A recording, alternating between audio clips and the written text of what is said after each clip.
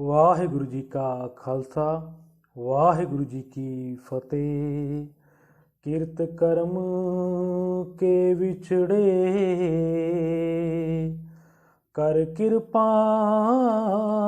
ਮਿਲੋ ਰਾਮ। ਚਾਰ ਕੁੰਟ ਦੈ ਦਿਸ ਭਰ ਮੈਂ थक आए प्रभु की साम।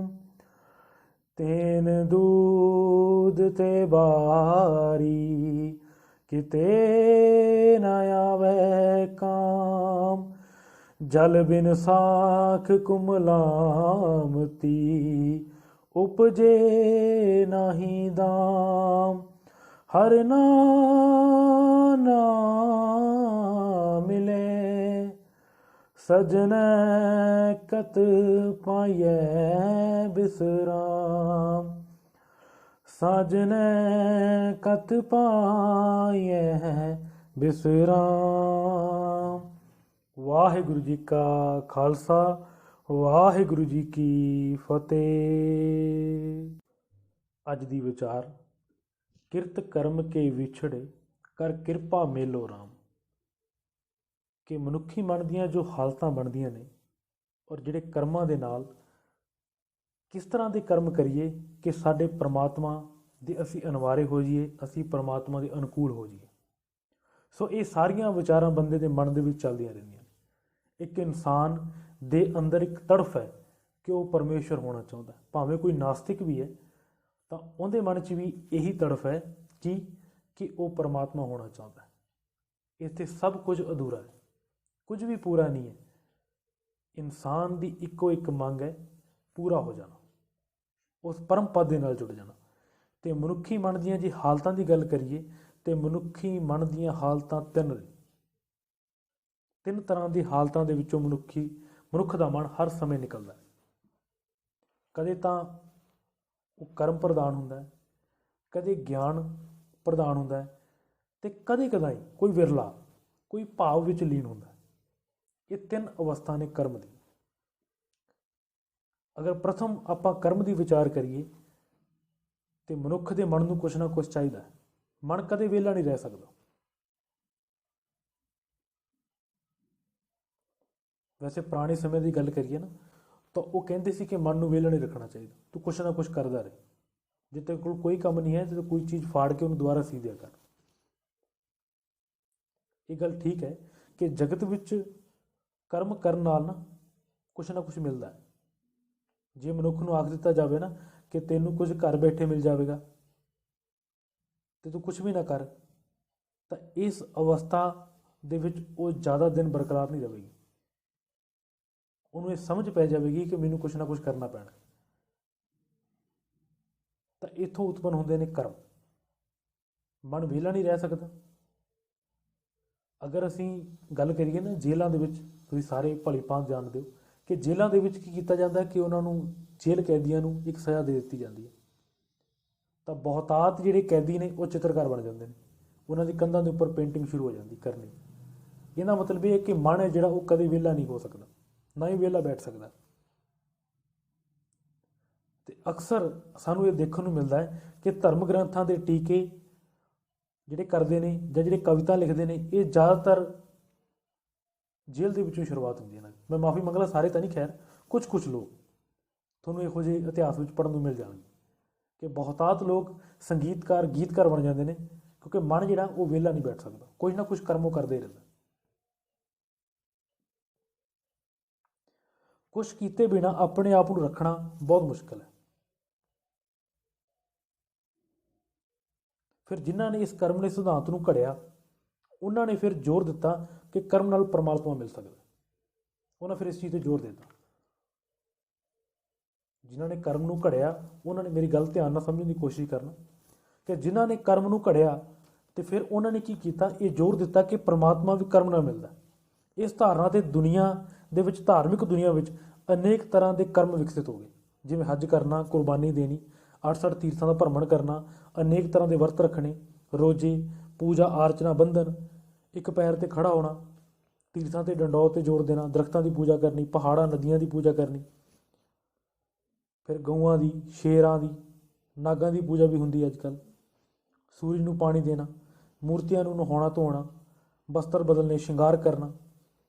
ਇੱਕ ਕਰਮ ਤੋਂ ਥੱਕੇ ਤੇ ਦੂਜਾ ਕਰਮ ਅਪਣਾ ਲਿਆ, ਦੂਜੇ ਕਰਮ ਤੋਂ ਥੱਕੇ ਤੇ ਤੀਜਾ ਕਰਮ ਅਪਣਾ ਲਿਆ। ਸੰਸਾਰ ਵਿੱਚ ਕਰਮ ਨਾਲ ਪਦਾਰਥ ਦੀ ਪ੍ਰਾਪਤੀ ਹੁੰਦੀ ਹੈ। ਇਹ ਗੱਲ ਯਾਦ ਰੱਖਿਓ ਕਿ ਸੰਸਾਰ ਦੇ ਘਰ ਵਿੱਚ ਤੁਸੀਂ ਕੁਝ ਵੀ ਕਰਨਾ ਹੈ ਤੇ ਤੁਹਾਨੂੰ ਕੁਛ ਨਾ ਕੁਛ ਕਰਮ ਕਰਨਾ ਪਏਗਾ, ਕੁਛ ਨਾ ਕੁਛ ਕਰਮ ਕਰਨਾ ਪਏਗਾ। ਪਰ ਬਾਣੀ ਕਹਿੰਦੀ ਹੈ ਕਿਰਤ ਕਰਮ ਕੇ ਵਿਛੜੇ ਕਰ ਕਿਰਪਾ ਮੇਲੋ ਰਾਮ। ਇਹ ਮਾਝ 12 ਮਹੱਲਾ 5ਵਾਂ ਗੁਰੂ ਗ੍ਰੰਥ ਸਾਹਿਬ ਜੀ ਮਹਾਰਾਜ ਅੰਗ 133 ਦੇ ਉੱਪਰ ਇਹ ਸ਼ਬਦ ਬਿਰਾਜਮਾਨ ਨੇ ਕਿ ਕਿਰਤ ਕਰਮ ਕੇ ਵਿਛੜੇ ਕਰ ਕਿਰਪਾ ਮੇਲੋ ਰਾਮ। ਕਿ ਇਹੋ ਜਿਹੇ ਕਿਹੜੇ ਕਰਮ ਨੇ ਜਿਨ੍ਹਾਂ ਦੇ ਨਾਲ ਅਸੀਂ ਤੁਹਾਡੇ ਤੋਂ ਵਿਛੜੇ ਹੋਏ, ਜਿਨ੍ਹਾਂ ਕਰਕੇ ਅਸੀਂ ਤੁਹਾਡੇ ਤੋਂ ਦੂਰ ਹਾਂ। ਸੋ ਮੈਂ ਮੁਕਤਸਰ ਉਹ ਗੱਲ ਕਰਾਂ, ਆਪਣੀ ਉਸੇ ਗੱਲ 'ਤੇ ਆਵਾਂ। ਅਤੇ ਇਸ ਤਰ੍ਹਾਂ ਫਿਰ 1 ਤੋਂ 2, 2 ਤੋਂ 3, 3 ਤੋਂ 4 ਇਹ ਕਰਮ ਜਿਹੜੇ ਬਣਦੇ ਗਏ। ਸੰਸਾਰ ਵਿੱਚ ਕਰਮਾਂ ਨਾਲ ਪਦਾਰਥਾਂ ਦੀ ਪ੍ਰਾਪਤੀ ਹੁੰਦੀ ਹੈ। ਸੋ ਇਹ ਧਾਰਨਾ ਬਣ ਗਈ ਕਿ ਪਰਮਾਤਮਾ ਦੀ ਪ੍ਰਾਪਤੀ ਵੀ ਇਹਨਾਂ ਕਰਮਾਂ ਕਰਕੇ ਹੋਵੇ। ਕਰਮਕਾਂਡ ਇੱਥੋਂ ਹੀ ਉਤਪੰਨ ਹੋਏ ਅਤੇ ਕਰਮਕਾਂਡੀਆਂ ਦੀ ਬਹੁਤ ਵੱਡੀ ਭੀੜ ਹੈ ਧਾਰਮਿਕ ਦੁਨੀਆ ਦੇ ਵਿੱਚ। ਮੈਂ ਮਾਫੀ ਮੰਗਦਾ, ਇੰਨੇ ਲੋਕ ਬਾਹਰ ਬਣੀਆਂ ਸੜਕਾਂ ਉੱਪਰ ਨਹੀਂ ਭਟਕਦੇ ਜਿੰਨੇ ਲੋਕ ਧਾਰਮਿਕ ਦੁਨੀਆ 'ਤੇ ਭਟਕਦੇ, ਬਹੁਤ ਜ਼ਿਆਦਾ ਭਟਕਦੇ। ਅਸਲ ਦੇ ਵਿੱਚ ਨਿਸ਼ਾਨਾ ਹੈ ਜੋ ਉਹ ਸਾਨੂੰ ਪਤਾ ਨਹੀਂ ਅਸੀਂ ਕਿੱਥੇ ਪਹੁੰਚਣਾ।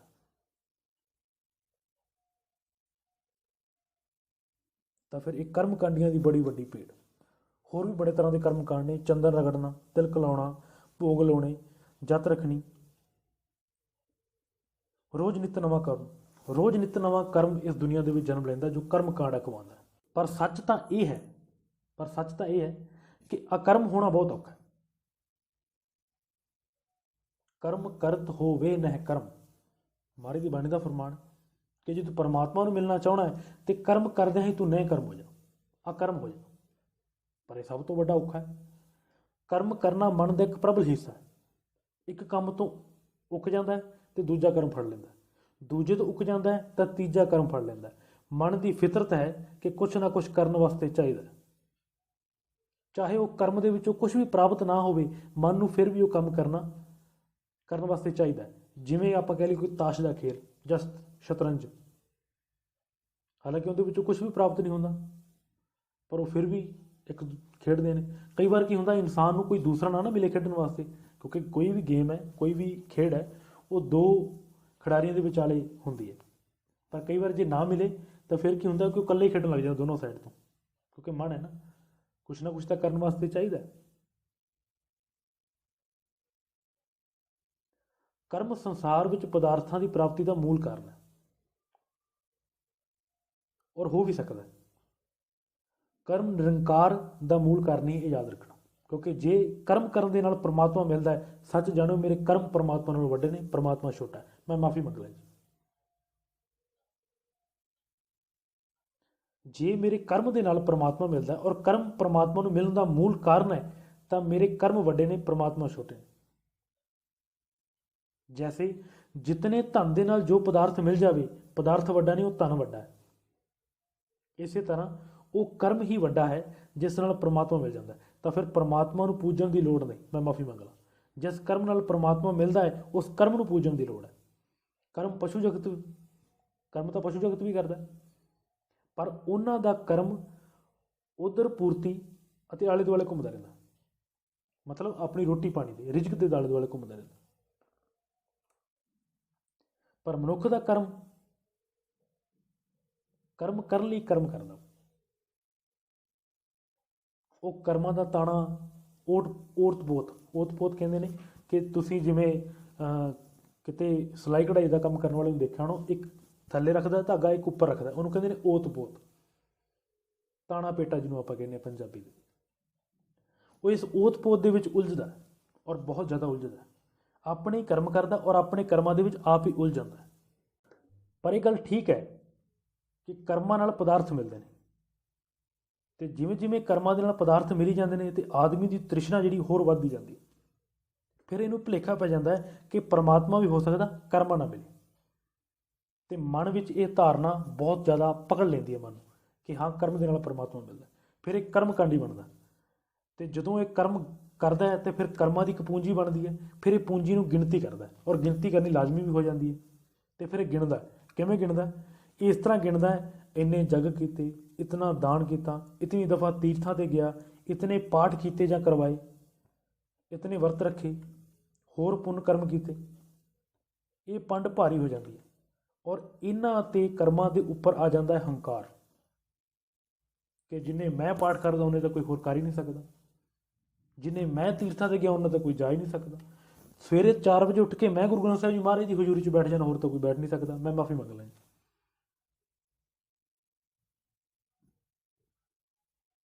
ਇਸ ਮਨੁੱਖ ਦੀ ਪਹਿਚਾਣ ਵੀ ਉਹਨਾਂ ਦੇ ਕਰਮਾਂ ਤੋਂ ਹੋ ਜਾਂਦੀ, ਉਹਦੀ ਹੋਂਦ ਤੋਂ ਨਹੀਂ। ਇਹ ਗੱਲ ਬੜੀ ਧਿਆਨ ਨਾਲ ਸੁਣਨ ਵਾਲੀ ਕਿ ਇਨਸਾਨ ਦੀ ਨਾ ਪਹਿਚਾਣ ਹੈ ਜਿਹੜੀ, ਹੰਕਾਰ ਵੱਧ ਗਿਆ ਬਹੁਤ ਜ਼ਿਆਦਾ ਤੇ ਉਹਦੇ ਫਿਰ ਕਰਮਾਂ ਤੋਂ ਕੀਤੀ ਜਾਂਦੀ ਹੈ, ਉਹਦੀ ਹੋਂਦ ਤੋਂ ਨਹੀਂ।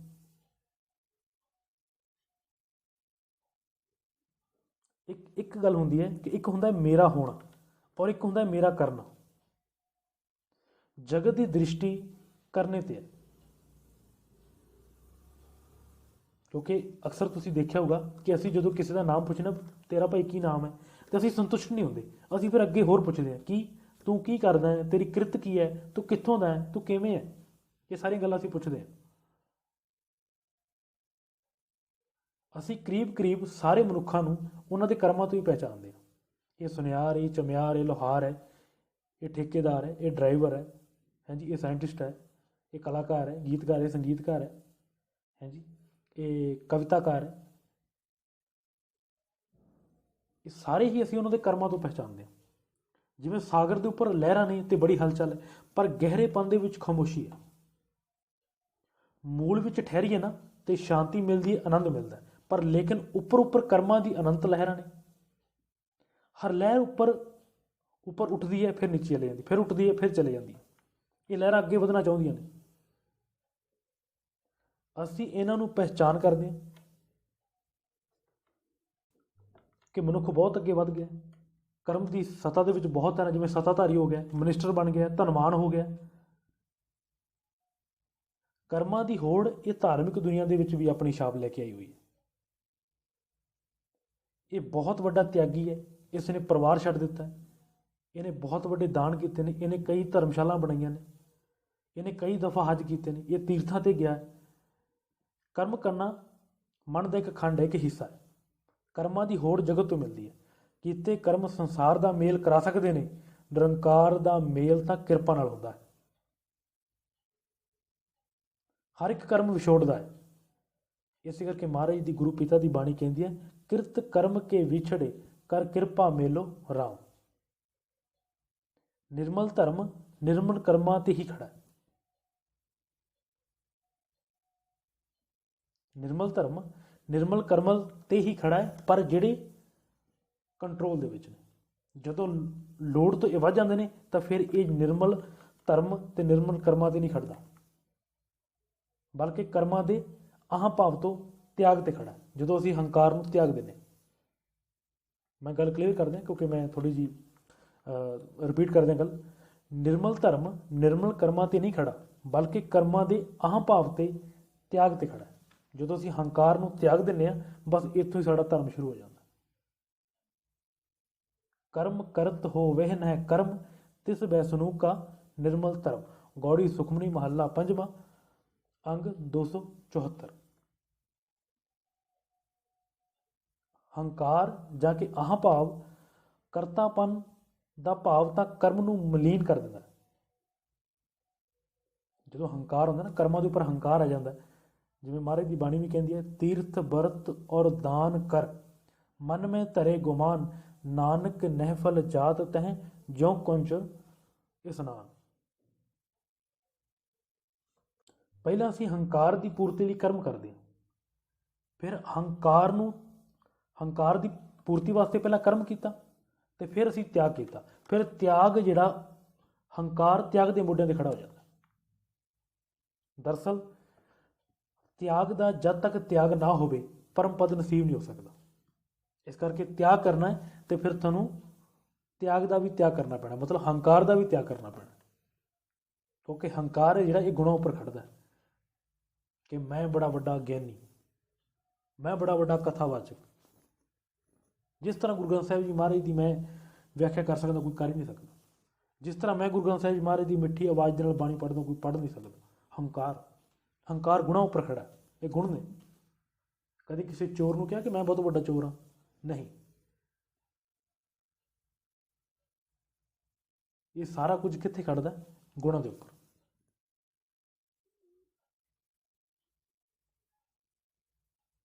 ਕਰਮਾਂ ਦਾ ਹੰਕਾਰ ਭਾਵ ਮੈਂ ਕੀਤਾ ਹੈ, ਇਸ ਦਾ ਤਿਆਗ ਇੱਕ ਵੱਡੀ ਸਾਧਨਾ, ਅਤਿਅੰਤ ਬਰੀਕ ਸਾਧਨਾ। ਕਰਮ ਦਾ ਹੰਕਾਰ ਭਾਵ ਛੱਡਦੀ ਹੈ ਨਾ, ਤੇ ਪਰਮ ਪਦ ਦੀ ਨਾ ਪ੍ਰਾਪਤੀ ਹੋ ਜਾਂਦੀ ਹੈ। ਵੈਸੇ ਅਸੀਂ ਦੇਖਦੇ ਹਾਂ ਕਿ ਕਰਮ ਕਰਕੇ ਜੋ ਥੱਕ ਜਾਂਦਾ ਨਾ, ਇਹ ਸੋਚਦਾ ਹੈ ਵੀ ਮਿਲਿਆ ਤਾਂ ਕੁਛ ਹੈ ਨਹੀਂ, ਫਿਰ ਕਰਮ ਨੂੰ ਛੱਡਣ ਦੀ ਕੋਸ਼ਿਸ਼ ਕਰਦਾ। ਇਹ ਤਾਂ ਇਸ ਤਰ੍ਹਾਂ ਹੋ ਗਿਆ ਕਿ ਇੱਕ ਭੁੱਲ ਨੂੰ ਛੱਡ ਕੇ ਦੂਜੀ ਭੁੱਲ ਕਰਨ ਲਈ ਅਸੀਂ ਤਿਆਰ ਹੋ ਗਏ। ਕਰਮ ਕਰਨਾ ਛੱਡਣਾ ਜਾਂ ਕਰਮ ਬਦਲਣਾ ਨਹੀਂ, ਕਰਮ ਕਰਨਾ ਤੇ ਕਰਮ ਦੇ ਅਹੰਕਾਰ ਭਾਵ ਨੂੰ ਛੱਡ ਦੇਣਾ, ਅਹੰ ਭਾਵ ਨੂੰ ਛੱਡ ਦੇਣਾ। ਬਸ ਇਹੀ ਪਰਮ ਆਨੰਦ ਦੀ ਪ੍ਰਾਪਤੀ ਹੈ।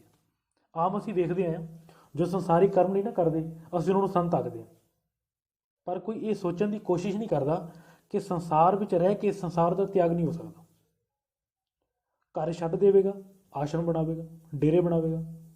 ਕੋਈ ਆਪਣਾ ਮਕਾਨ ਲੋਕਾਂ ਨੂੰ ਵਿਖਾਉਂਦਾ ਹੈ ਤੇ ਕੋਈ ਡੇਰਾ ਵਿਖਾਵੇਗਾ, ਮੈਂ ਮਾਫੀ ਮੰਗਦਾ। ਕੋਈ ਆਸ਼ਰਮ ਵਿਖਾਵੇਗਾ। ਬੱਚਿਆਂ ਨੂੰ ਛੱਡ ਆਇਆ, ਹੁਣ ਚੇਲਿਆਂ ਵਿੱਚ ਫਸੇਗਾ। ਕਬੀਰ ਜੀ ਮਹਾਰਾਜ ਦੀ ਬਾਣੀ ਹੈ, ਕਬੀਰ ਸਿੱਖ ਸਖਾ ਬਹੁਤੇ ਕੀਏ, ਕੇਸੋ ਕਿਓ ਨ ਮੀਤ, ਚਲੇ ਥੇ ਹਰ ਮਿਲਨ ਕੋ, ਬੀਚੇ ਅਟਕੇ ਚੀਤ। ਕਿ ਸੰਸਾਰ ਤਾਂ ਛੱਡ ਦਿੱਤਾ, ਹੁਣ ਧਰਮ ਧੰਦਾ ਬਣ ਗਿਆ।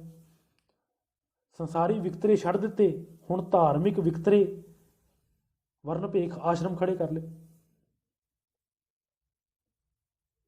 ਕਰਮ ਛੱਡਣਾ ਤਾਂ ਬਹੁਤ ਔਖਾ ਹੈ, ਪਰ ਕਰਤਾਪਨ ਛੱਡਿਆ ਜਾ ਸਕਦਾ। ਅਸੀਂ ਅਕਸਰ ਮਹਾਂਪੁਰਸ਼ਾਂ ਦੇ ਕਰਮਾਂ ਦੀ ਨਕਲ ਕਰਦੇ ਹਾਂ, ਜਦ ਕਿ ਸਾਨੂੰ ਉਹਨਾਂ ਦੇ ਬਚਨਾਂ 'ਤੇ ਚੱਲਣਾ ਚਾਹੀਦਾ, ਕਰਮਾਂ 'ਤੇ ਨਹੀਂ। ਮੈਂ ਮਾਫੀ ਮੰਗ ਲਾਂ। ਗੁਰ ਕਿਹਾ ਸਾਕਾਰ ਕਮਾਵੋ, ਗੁਰ ਕੀ ਕਰਨੀ ਕਾਹੇ ਧਾਵੋ। ਰਾਮਕਲੀ ਮਹੱਲਾ ਪਹਿਲਾ, ਅੰਗ 933। ਕਰਨੀ ਉੱਪਰ ਹੈ, ਕਰਨੀ ਤੋਂ ਉੱਪਰ ਹੈ। ਬਚਨ ਬਹੁਤ ਹੀ ਗਹਿਰੇ ਤਲ ਤੋਂ ਆਏ ਹੁੰਦੇ ਨੇ ਇੱਕ ਸੰਤ ਮਹਾਤਮਾ ਦੇ। ਅਸੀਂ ਇਹ ਵੇਖਾਂਗੇ ਖਾਂਦਾ ਕੀ ਹੈ, ਪਹਿਨਦਾ ਕੀ ਹੈ, ਕਦੋਂ ਉੱਠਦਾ ਹੈ, ਕਦੋਂ ਸੌਂਦਾ ਹੈ, ਸਾਰਾ ਧਿਆਨ ਕਰਮਾਂ 'ਤੇ ਜਾਂਦਾ ਸਾਡਾ। ਮਹਾਂਵੀਰ ਨਗਰ ਰਹਿੰਦਾ ਸੀ, ਉਹਨੇ 12 ਸਾਲ ਜੰਗਲ ਵਿੱਚ ਰਹੇ, ਅਤੇ ਜੰਗਲ ਦੇ ਵਿੱਚ ਕੀ ਹੋਇਆ, ਕੱਪੜੇ ਫਟ ਕੇ ਨਗਨ ਹੋ ਗਿਆ, ਅਤੇ ਮਹਾਂਵੀਰ ਦੀ ਨਗਨਤਾ ਦੀ ਨਕਲ ਕਰਨ ਲੱਗ ਗਏ।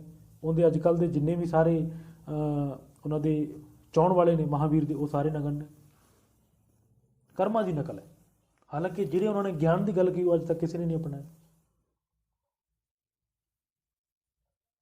ਕੁਝ ਸਾਧੂ ਕਈ ਦਿਨ ਭੁੱਖੇ ਰਹੇ, ਉਹਨਾਂ ਖਾਣਾ ਨਹੀਂ ਖਾਧਾ, ਇੱਥੋਂ ਉਪਵਾਸ ਚੱਲ ਪਏ, ਮਰਤ ਚੱਲ ਪਏ। ਕਰਮਾਂ ਦੀ ਨਕਲ। ਮਾਫੀ ਮੰਗਦੇ, ਮੇਰਾ ਕਰਮ ਬਦਲ ਸਕਦਾ, ਪਰ ਮੈਂ ਨਹੀਂ ਬਦਲਾਂਗਾ। ਅਗਰ ਸਿਰਫ ਕਰਮਾਂ ਦੇ ਬਦਲਣ ਦੇ ਨਾਲ ਮੈਂ ਬਦਲ ਜਾਵਾਂ, ਫਿਰ ਸਭ ਕੁਝ ਕਰਮ ਹੀ ਹੋ ਗਿਆ। ਫਿਰ ਪਰਮਾਤਮਾ ਕਰਮਾਂ ਸਾਹਮਣੇ ਤੁੱਛ ਹੈ, ਮੈਂ ਮਾਫੀ ਮੰਗ ਲਾਂ। ਹੁਣ ਧਾਰਮਿਕ ਦੁਨੀਆ ਅੰਦਰ ਜਿਸ ਦਾ ਬਹੁਤ ਜ਼ਿਆਦਾ ਰੋਲਾ ਹੈ, ਉਸ ਦਾ ਜ਼ਿਕਰ ਕਰਦੇ। ਸਭ ਕਰਮਾਂ ਉੱਪਰ ਜ਼ੋਰ ਦਿੱਤਾ ਜਾਂਦਾ ਹੈ। ਸਾਧੂ ਦੀ ਪਹਿਚਾਣ ਉਸਦੇ ਨਿਰਮਲ ਕਰਮ ਹਨ। ਸਾਧ ਨਾਮ ਨਿਰਮਲ ਤਾਂ ਕੇ ਕਰਮ, ਗੌੜੀ ਸੁਖਮਨੀ ਮਹੱਲਾ ਪੰਜਵਾਂ। ਔਰ ਸਾਧੂ ਦੀ ਇੱਛਾ ਵੀ ਇਹੀ ਹੈ ਕਿ ਮੈਂ ਸ਼ੁਭ ਕਰਮ ਕਰਾਂ। ਇਹੀ ਉਹ ਅਕਾਲ ਪੁਰਖ ਤੋਂ ਮੰਗਦਾ ਹੈ। ਦੇ ਸ਼ਿਵਾ ਬਰ ਮੋਹੇ ਹੈ, ਸ਼ੁਭ ਕਰਮਨ ਤੇ ਕਬਹੂ ਨਾ ਟਰੂ। ਚੰਡੀ ਚਰਿੱਤਰ ਦਸਮ ਗ੍ਰੰਥ। ਸਾਰਾ ਬੁੱਧ ਦਾ ਬੋਧ ਸਰੀਰ ਦੇ ਤਲ ਤੇ ਪ੍ਰਗਟ ਹੁੰਦਾ। ਉਸ ਕਰਮ ਨੂੰ ਅਸ਼ੁਭ ਜਾਂ ਅਸ਼ੁਭ ਮੰਨ ਲਿਆ ਜਾਂਦਾ ਹੈ ਜਦ ਬਾਹਰ ਤੋਂ ਨਿਰਮਲ ਕੀਤਾ ਜਾਂਦਾ ਹੈ। ਜਦੋਂ ਬਾਹਰ ਤੋਂ ਨਿਰਮਲ ਕੀਤਾ ਜਾਂਦਾ ਹੈ ਤਾਂ ਉਹ ਬਿਲਕੁਲ ਗਲਤ ਹੈ। ਕਿਵੇਂ? ਦੁਨੀਆ ਵਿੱਚ ਅਨੇਕਾਂ ਅਵਤਾਰੀ ਪੁਰਸ਼ ਹੋਏ ਹਨ ਜਿਨ੍ਹਾਂ ਨੇ ਬਾਹਰੀ ਕਰਮ ਆਪਸ ਵਿੱਚ ਮੇਲ ਨਹੀਂ ਖਾਂਦੇ। ਅਵਤਾਰੀ ਪੁਰਸ਼ਾਂ ਨੂੰ ਮੰਨਣ ਵਾਲਿਆਂ ਨੇ ਰੋਜ਼ ਦੇ ਝਗੜੇ ਸਿਰਫ ਇਹਨਾਂ ਦੀ ਕਰਮਾਂ ਦੀ ਭਿੰਨਤਾ ਕਰਕੇ ਨੇ। ਈਸਾ ਜਿਸਮਾਨੀ ਸੇਵਾ ਤੇ ਜ਼ੋਰ ਦਿੰਦੇ ਨੇ, ਲੇਕਿਨ ਮੁਹੰਮਦ ਸਾਹਿਬ ਦਾ ਜ਼ੋਰ ਕ੍ਰਾਂਤੀ ਤੇ ਹੈ, ਜਹਾਦ ਉੱਪਰ ਹੈ। ਸ਼੍ਰੀ ਰਾਮ ਦਾ ਜ਼ੋਰ ਮਰਿਆਦਾ ਉੱਪਰ ਹੈ। ਸ਼੍ਰੀ ਕ੍ਰਿਸ਼ਨ ਦੀ ਜ਼ਿੰਦਗੀ ਵਿੱਚ ਮਰਿਆਦਾ ਦਾ ਨਾਮ ਮਾਤਰ ਵੀ ਨਹੀਂ ਹੈ। ਸੁਭਦਰਾ ਦਾ ਹਰਨਾ, ਚੰਦਰਾਵਲ ਨੂੰ ਛਲਣਾ, ਚੀਰ ਹਰਨ, ਯੁਧਿਸ਼ਟਰ ਨੂੰ ਯੁੱਧ ਦੇ ਮੈਦਾਨ ਵਿੱਚ ਅਵਸਥਾਮਾ ਮਰ ਗਿਆ ਐਸਾ ਝੂਠ ਬੋਲਣਾ ਲਈ ਕਹਿਣਾ, ਇਹ ਸਭ ਉੱਪਰ ਮਰਿਆਦਾਹੀਨ ਦਿਖਾਈ ਦਿੰਦੇ। ਜੈਨ ਧਰਮ ਦੇ ਬਾਨੀ ਸਵਾਮੀ ਮਹਾਵੀਰ ਹਿੰਸਾ ਵਿੱਚ ਵਿਸ਼ਵਾਸ ਰੱਖਦੇ ਨੇ, ਪਰ ਗੁਰੂ ਗੋਬਿੰਦ ਸਿੰਘ ਜੀ ਮਹਾਰਾਜ ਦਾ ਕਹਿਣਾ ਹੈ ਕਿ ਜਦ ਕੋਈ ਮਸਲਾ ਸ਼ਾਂਤੀ, ਪਿਆਰ, ਗਿਆਨ, ਵਿਚਾਰ ਨਾਲ ਹੱਲ ਨਾ ਹੋਵੇ ਤਾਂ ਤਲਵਾਰ ਨਾਲ ਹੱਲ ਕਰਨਾ ਵੀ ਧਰਮ ਹੈ। ਚੂਕਾਰ ਅਜ ਹਮਾ ਹਿਲ ਤੇ ਦਰ ਗੁਜਸਤ, ਹਲਾਲ ਅਸਤ ਬੁਰਦਨ ਬਾ ਸ਼ਮਸ਼ੀਰ ਦਸਤ। ਜਫਰਨਾਮਾ, ਦਸਮ ਗ੍ਰੰਥ। ਫਿਰ ਅਨੇਕਾਂ ਫਕੀਰ ਸੰਤ ਮਹਾਤਮਾ ਹਨ ਜਿਨ੍ਹਾਂ ਦੀ ਬਹਿਰੂਨੀ ਰਹਿਣੀ ਬਹਿਣੀ ਬਿਲਕੁਲ ਆਪਸ ਵਿੱਚ ਮੇਲ ਨਹੀਂ ਖਾਂਦੀ। ਤਾਂ ਕੌਣ ਸਹੀ ਹੈ, ਕੌਣ ਗਲਤ ਹੈ? ਸਭ ਸ਼ੁਭ ਕਰਮ ਹੈ, ਕਿਹੜਾ ਸ਼ੁਭ ਕਰਮ ਹੈ? ਇਹ ਨਿਰਣਾ ਕਿਸ ਤਰ੍ਹਾਂ ਹੋਵੇਗਾ, ਕੌਣ ਕਰੇਗਾ? ਇਸਲਾਮ ਅੰਦਰ 4 ਸ਼ਾਦੀਆਂ ਜਾਇਜ਼ ਨੇ। ਇੱਕ ਪੁਰਸ਼ 4 ਇਸਤਰੀਆਂ ਰੱਖ ਸਕਦਾ ਹੈ, ਔਰ ਮੁਹੰਮਦ ਸਾਹਿਬ ਦੀਆਂ ਆਪਣੀਆਂ 10 ਪਤਨੀਆਂ ਨੇ। ਦ੍ਰੋਪਦੀ ਦੇ 5 ਪਤੀ ਸਨ। ਧਾਰਮਿਕ ਇਤਿਹਾਸ ਵਿੱਚ ਉਹ ਦੇਵੀ ਹੈ। ਘਰ-ਬਾਰ ਵਿੱਚ ਸਵਾਮੀ ਮਹਾਵੀਰ ਯਕੀਨ ਰੱਖਦੇ ਨੇ। ਪਤਨੀ ਛੋੜ ਕੇ ਨਿਰਵਾਣ ਪਦ ਨੂੰ ਪ੍ਰਾਪਤ ਹੋ ਗਏ ਮਹਾਤਮਾ ਬੁੱਧ। ਪਰ 16,000 ਪਟਰਾਣੀਆਂ ਨੇ ਸ਼੍ਰੀ ਕ੍ਰਿਸ਼ਨ ਦੀਆਂ। ਕੋਈ ਮਿਰਗਸ਼ਾਲਾ ਤੇ ਬੈਠਾ ਹੈ, ਕੋਈ ਸੋਨੇ ਦਾ ਸਿੰਘਾਸਨ ਸਜਾ, ਉਹ ਪ੍ਰਚਾਰ ਕਰ ਰਿਹਾ ਹੈ। ਨਾ ਸਮਝੀ ਕਾਰਨ ਬਾਹਰਲੇ ਕਰਮਾਂ ਕਰਕੇ ਸ਼ਰਧਾਲੂਆਂ ਦੀ ਦੁਨੀਆ ਵਿੱਚ ਬੜਾ ਝਗੜਾ ਹੈ। ਦਰਅਸਲ ਜੋ ਸ਼ੁਭ ਹੋ ਗਿਆ ਹੈ ਉਸਦਾ ਸਭ ਕੁਝ ਸ਼ੁਭ ਹੈ। ਜੋ ਅੰਦਰੋਂ ਸ਼ੁਭ ਹੋ ਗਿਆ ਹੈ ਉਹਦਾ ਸਭ ਕੁਝ ਸ਼ੁਭ ਹੈ। ਤਿਨ ਕੇ ਤੁਰੇ ਜੀਨ ਖੁਰਗੀਰ ਸਭ ਪਵਿੱਤ ਹੈ, ਜਿਨ ਗੁਰਮੁਖ ਸਿੱਖ ਸਾਧ ਸੰਤ ਚੜ੍ਹੇ ਜਾਤੇ। ਤਿਨ ਕੇ ਕਰਮ ਧਰਮ ਕਾਰਜ ਸਭ ਪਵਿੱਤ ਹੈ, ਜੋ ਬੋਲੇ ਹਰ ਹਰ राम नाम हर साते। जिनके पोते पुन है, से गुरमुख सिख गुर पह जाते। अंग 648। ਤੇ ਉਹ ਸ਼ੁਭ ਉਹੀ ਹੈ ਜੋ ਅੰਦਰੋਂ ਅਕਰਮ ਹੋ ਗਿਆ। ਕਰਮ ਸਿਰਫ ਬਾਹਰਲੀ ਸਤਾ ਹੈ, ਅਕਾਲ ਪੁਰਖ ਦੀ ਸਤਾ ਇਹ ਸਤਾ ਦਾ ਮਾਲਕ ਨਹੀਂ।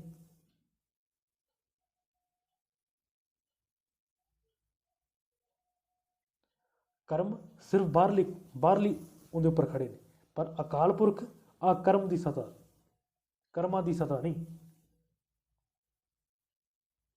ਇਸ ਕਰਕੇ ਸਾਨੂੰ ਇਹ ਸਮਝਣਾ ਪਏਗਾ, ਕਿਉਂਕਿ ਅਸੀਂ ਜਾਪ ਸਾਹਿਬ ਦੇ ਵਿੱਚ ਰੋਜ਼ ਪੜ੍ਹਦੇ ਹਾਂ ਕਿ ਅਕਰਮ ਹੈ ਅਪਰਮ ਹੈ, ਪਰਮਾਤਮਾ ਅਕਰਮ ਹੈ,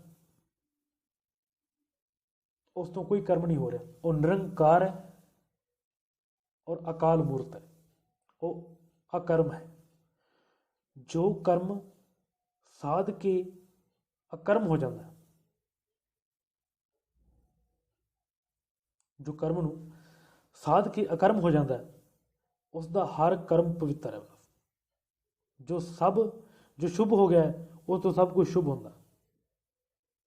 ਜੋ ਸ਼ੁਭ ਨਹੀਂ ਉਹ ਸ਼ੁਭ ਚਿੰਤਕ ਨਹੀਂ, ਜੋ ਸ਼ੁਭ ਨਹੀਂ ਉਹ ਸ਼ੁਭ ਕਰਮੀ ਵੀ ਨਹੀਂ ਹੋ ਸਕਦਾ। ਜੋ ਸ਼ੁਭ ਹੈ ਉਸ ਤੋਂ ਸਭ ਕੁਝ ਸ਼ੁਭ ਹੁੰਦਾ। ਪਰ ਸਾਡੇ ਰਸਤੇ ਦੇ ਵਿੱਚ ਰੋੜੇ ਬਣੇ ਹੋਏ ਨੇ ਸਾਡੇ ਕਰਮ। ਮੈਂ ਦੇਖਦਾ ਅਕਸਰ ਕਿ ਸਾਡੇ ਰਸਤੇ ਦੇ ਰੋੜੇ ਵਿੱਚ ਕਈ ਵਾਰ ਕੀ ਬਣ ਜਾਂਦੇ ਨੇ, ਰਿਜ਼ਕ ਵੀ ਬਣ ਜਾਂਦਾ। ਕਿਤੇ ਰੋਜੀ ਤੇ ਰਿਜ਼ਕ ਨੂੰ ਪਰਵਾਜ਼ ਨੂੰ ਰੋਕਿਆ ਹੋਇਆ, ਉਹਨੂੰ ਇਹ ਚਿੰਤਾ ਕਿ ਮੈਂ ਰੋਟੀ ਕਮਾਣੀ ਬਸ।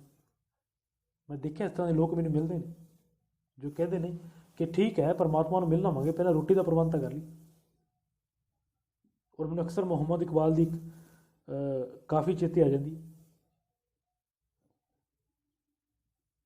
ਉਹ ਕੀ ਕਹਿੰਦੇ ਨੇ, ਇਕਬਾਲ ਕਹਿੰਦੇ ਨੇ ਕਿ ਉਸ ਰੋਜੀ ਦੇ ਰਿਜ਼ਕ ਨੂੰ ਠੁਕਰਾ ਦੇ ਜਿਸ ਨੇ ਤੈਨੂੰ ਲੰਬੀ ਉਡਾਰੀ ਮਾਰਨ ਤੋਂ ਰੋਕਿਆ ਹੋਇਆ, ਜਿਹਨੇ ਤੈਨੂੰ ਪਰਮਾਤਮਾ ਨਾਲ ਮਿਲਣ ਤੋਂ ਰੋਕਿਆ ਹੋਇਆ। ऐ तायरे लाहौती उस रिज्क से है मौत अच्छी, जिस रिज्क से आती हो परवाज में कोताही। कि ਇਹੋ ਜਿਹੀ ਰੋਟੀ ਇਹੋ ਜਿਹੇ ਰਿਜ਼ਕ ਨੂੰ ਤੂੰ ਤਿਆਗ ਦੇ। ਹੁਣ ਮੈਂ ਮਾਫੀ ਮੰਗ ਲਾਂ, ਹੁਣ ਤੁਸੀਂ ਕਹੋਗੇ ਜੀ ਬਿਨਾਂ ਰੋਟੀ ਤੋਂ ਕਿਵੇਂ ਕਰਾਂਗੇ, ਪਰ ਇਹ ਗੱਲ ਉੱਥੇ ਆ ਗਈ ਕਿ ਤੁਹਾਡੇ ਕਰਮ ਕਿੱਥੇ ਖੜੇ। ਤੁਹਾਡੇ ਕਰਮਾਂ ਉੱਪਰ ਹੰਕਾਰ। ਰੋਟੀ ਕਮਾਉਣੀ ਹੈ, ਬਿਲਕੁਲ ਲਾਜ਼ਮੀ ਕਮਾਉਣੀ ਹੈ, ਮਿਹਨਤ ਕਰਨੀ ਹੈ, ਪਰ ਇਹਨਾਂ ਉੱਪਰ ਕਿਤੇ ਹੰਕਾਰ ਨਾ ਖੜਾ ਹੋਵੇ। ਇਹ ਯਾਦ ਰੱਖਿਓ। ਔਰ ਇਹਨਾਂ ਕਰਮਾਂ ਕਰਕੇ ਹੀ ਕਈ ਵਾਰ ਕੀ ਹੁੰਦਾ ਹੈ ਕਿ ਅਕਸਰ ਦੇਖਦੇ ਹਾਂ ਕਿ ਮੰਦਰ, ਮਸਜਿਦ, ਗੁਰਦੁਆਰਾ ਦੇ ਜੋ ਪ੍ਰਧਾਨ ਹੁੰਦੇ ਨੇ ਜਾਂ ਜੋ ਆਗੂ ਹੁੰਦੇ ਨੇ ਉਹ ਅਕਸਰ ਪਛੜੇ ਹੋਏ ਹੁੰਦੇ ਨੇ, ਪਛੜੇ ਹੋਏ ਮਨੁੱਖ ਹੁੰਦੇ ਨੇ। ਮੈਂ ਮਾਫੀ ਮੰਗ ਲਾਂ। ਮਨੁੱਖਾਂ ਵੱਲੋਂ ਸਨਮਾਨ ਮਿਲੇ, ਕੀਤੀ ਹੋਈ ਸੇਵਾ ਤੋਂ ਜਸ ਮਿਲੇ, ਇਹੀ ਉਹਨਾਂ ਦੇ ਮਨ ਦੇ ਵਿੱਚ ਹਮੇਸ਼ਾ ਹੁੰਦਾ। ਉਹਨਾਂ ਨੇ ਹਮੇਸ਼ਾ ਮਨੁੱਖਾਂ ਦੇ ਵਿੱਚ ਪ੍ਰਧਾਨ ਹੋ ਕੇ ਰਹਿਣਾ ਹੁੰਦਾ। ਪਰ ਐਸੇ ਮਨੁੱਖ ਪਰਮਾਤਮਾ ਦੀ ਦ੍ਰਿਸ਼ਟੀ ਦੇ ਵਿੱਚ ਪਿੱਛੇ ਰਹਿ ਜਾਂਦੇ ਨੇ। ਇਹਨਾਂ ਦੇ ਅੰਦਰੋਂ ਪਰਮਾਤਮਾ ਪ੍ਰਗਟ ਨਹੀਂ ਹੁੰਦਾ। ਔਰ ਕੁਝ ਲੋਕ ਇਸ ਤਰ੍ਹਾਂ ਦੇ ਵੀ ਨੇ ਜੋ ਪਰਮਾਤਮਾ ਦੇ ਮਾਰਗ 'ਤੇ ਚੱਲਦੇ ਨੇ ਔਰ ਇਹਨਾਂ ਧਰਮ ਗ੍ਰੰਥ, ਮਸਜਿਦਾਂ ਨੂੰ ਬੜੇ ਤਰੀਕੇ ਨਾਲ ਚਲਾਉਂਦੇ ਵੀ ਨੇ। ਪਰ ਬਹੁਤਾਤ ਇਹ ਦੇਖਣ ਨੂੰ ਮਿਲਦਾ ਕਿ ਅਸੀਂ ਫੋਕੀ ਵਾਹਵਾ ਦੇ ਵਿੱਚ ਇਹੋ ਜਿਹੇ ਕਰਮ ਕਰ ਬੈਠਦੇ ਹਾਂ ਕਿ ਜਿਨ੍ਹਾਂ ਨਾਲ ਅਸੀਂ ਬੜੇ ਪਿੱਛੇ ਰਹਿ ਜਾਂਦੇ। ਵੈਸੇ ਸ਼ੇਖ ਸਾਦੀ ਸਾਹਿਬ ਇਹ ਗੱਲ ਬਿਆਨ ਕਰਦੇ ਨੇ, ਅੱਜ ਰਹੇ ਚੁਨਾਰ ਕੇ ਸਲਾਮਤ ਨਾ ਕੁਨਦ, ਬਾ ਖਲਕ ਚੁਨਾ ਜੇ ਕੇ ਕਿਆਮਤ ਨਾ ਕੁਨਦ, ਦਰ ਮਸਜਿਦ गर रवि के कुना जौक तुरा, दर पेश व ख्वावद ओ इमामत ना कुनद। कि जो अपनी होंद ਨੂੰ हर वार प्रगट करने की कोशिश करते रहते हैं, सच जाने उन्होंने अंदरों परमात्मा कदे प्रगट नहीं होता। जो अपने को भला कहावे तिने भलाई निकट ना आवे। परमात्मा के मार्ग चलदे चलदे असी बनना है उस निरभौ निर्वैर पद प्राप्त करना। हर जन ऐसा चाहिए जैसा हरि हो। परमात्मा बन के पता लगता है परमात्मा की। सो अज दी विचार समा इजाजत ना दिंदा होया, किरत कर्म के विछड़े कर कृपा मेलो राम, चार कुंट दै दिस पर में थक आए प्रभ की साम। कि ऐ परमात्मा मैं थक चुका, किरपा कर। और अरदास करिए कि परमात्मा साड़ी जिंदगी दे विच भी चानना लैके आ और असीं उस दर ते प्रवान हो सकी। परमात्मा कीते हुए कर्मां दे नाल नहीं मिलता, परमात्मा मिलेगा अरदास दे नाल। बिरथी कदे ना होवे जन की अरदास। सो आओ उस परमात्मा के चरणों के विच अरदास करिए कि परमात्मा सानू कर्म कांड दे विचों कढ के अपना निरौ पद प्राप्त करवा, सानू निरभौ निर्वैर अकाल मूर्त बना और कृपा कर कि असी तेरे दर ते प्रवान हो सकी। सो आओ जी, भुल चुक दी क्षमा, कोट कोट धन्नवाद। सो बुलाइए जी गुरु दी सिमरन फतेह। वाहिगुरु जी का खालसा, वाहिगुरु जी की फतेह।